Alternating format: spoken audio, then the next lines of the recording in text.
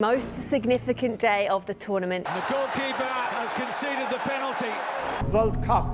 The 2022 World Cup is being hosted by Qatar. The World Cup is the largest and most viewed sporting event in the world, having over 3.2 billion people tune in back in 2018. That's 40% of everyone on the entire world today. So why is Qatar, a country with a population of about 3 million people, hosting the games? Why is this the most expensive World Cup to ever be held? Why did it break nearly a century-old tradition of having the games in the summer months? And why are players protesting the event? As always, you need to follow the money trail. Hosting countries have to install billions of dollars of infrastructure, including hotels and stadiums. Brazil 2014 is estimated to have cost the country $15 billion. Russia also spent about $15 billion, while Qatar has spent $220 billion to have the World Cup in their country. By far the most expensive World Cup of all time. Qatar's rise to wealth and prosperity is one almost unheard of, going from being a country primarily made up of fishing and pearl divers in the early 20th century and looking like this,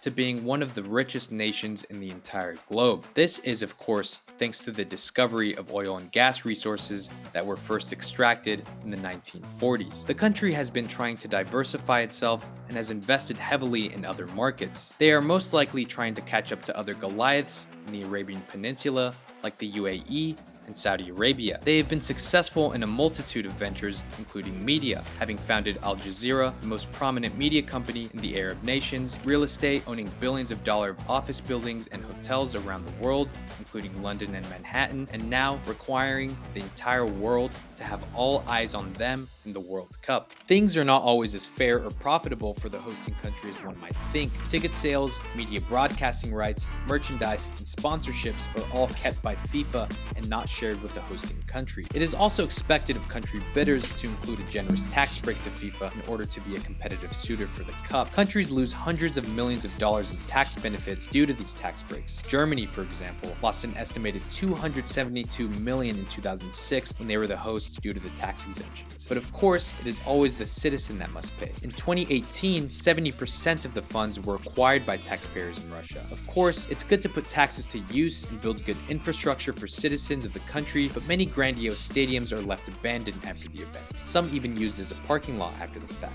Rather than investing into public transport or education, the countries have to settle with 8 or so brand new stadiums that rival the Colosseum and a larger than necessary airport. Qatar itself constructed hotels in anticipation of the influx of guests to the tune of 20,000 new rooms. This isn't enough to host all the 1.5 million tourists visiting the country, so there are also options of staying on cruise ships, fan tents, and shuttling by plane to nearby countries. Qatar plans to ultimately spend their yearly GDP on hosting the Cup. However, the country sees this as a long-term strategic play. The world is moving towards more sustainable resources, and the fossil fuels that made them so wealthy may not be around forever. This is a step in transforming the country into one that attracts foreign investment and tourism, similar to what Dubai and Singapore have done in the past couple of decades. Just like any smart individual, they are making their money work for them. However, this investment has come at a great cost to the people that made it happen. What if I told you that the extravagant stadiums you see accommodating players the likes of Messi and Ronaldo on the biggest stage in the past 4 years are built on the backs of dead people?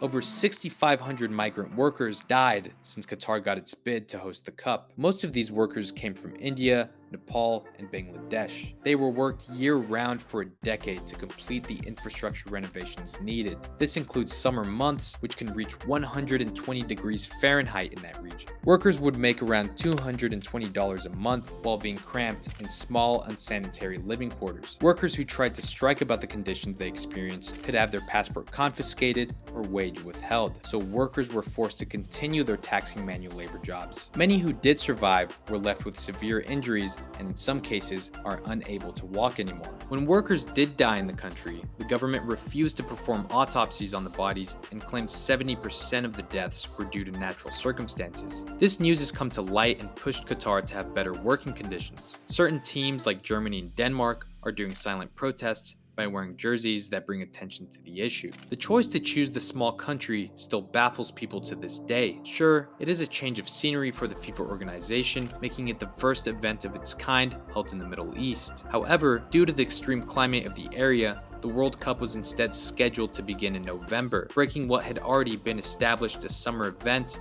for 92 years. Not only this, but domestic club leagues like Premier and Bundesliga are unable to remain active due to the conflicting schedules. Due to the multitudes of reasons I have mentioned, Qatar seemed like the worst country to bid for, considering they were going up against countries with better existing infrastructure, weather, and tradition, like the USA and Australia. Still, the likelihood of corruption looms over FIFA and their representatives. Finally, in 2015, Swiss officials stormed the five-star Bahr Al Lak hotel and arrested several FIFA executives on charges of racketeering, wire fraud, and money laundering. Investigators uncovered that Qatar coughed up as much as $15 million to buy 3 individual officials' bids. Sepp Blatter, the former FIFA president, almost pissed himself and stepped down from his position after almost 15 years because of a separate investigation that was launched against him. The protester even threw money at him during a public conference to demonstrate against his overseeing and participation of nefarious activities while in office. He was soon charged with fraud, but acquitted not long after. The new president, Gianni Infantino, happens to live in Doha, Qatar. Blatter recently admitted that the World Cup 2022 bid was a mistake, one that happened under his watch as president of FIFA. It's too small a country, and the World Cup is too big for that. Blatter claims former Ballon d'Or recipient and UEFA president Michel Platini had a lot to do with the outcome of the vote. In 2010, the premier club in France, PSG, was in decline due to financial difficulties. Platini arranged the sit-down in November of that year that included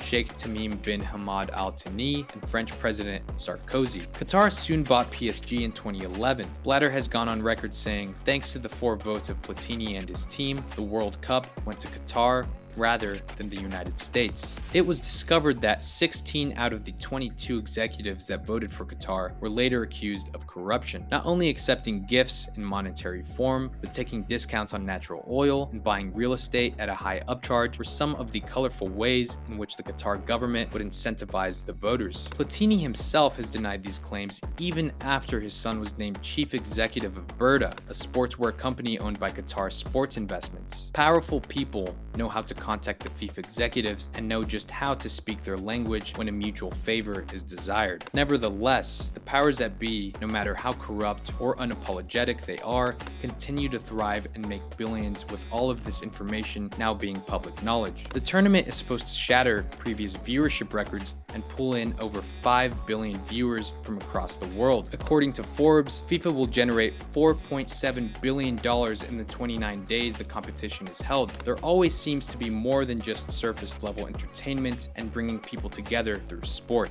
Thank you very much for watching. Please consider subscribing if you haven't already. This is one of my first videos, so please leave a comment down below telling me how I did, and feel free to check out my previous video. I am Rafe, and have a great rest of your day.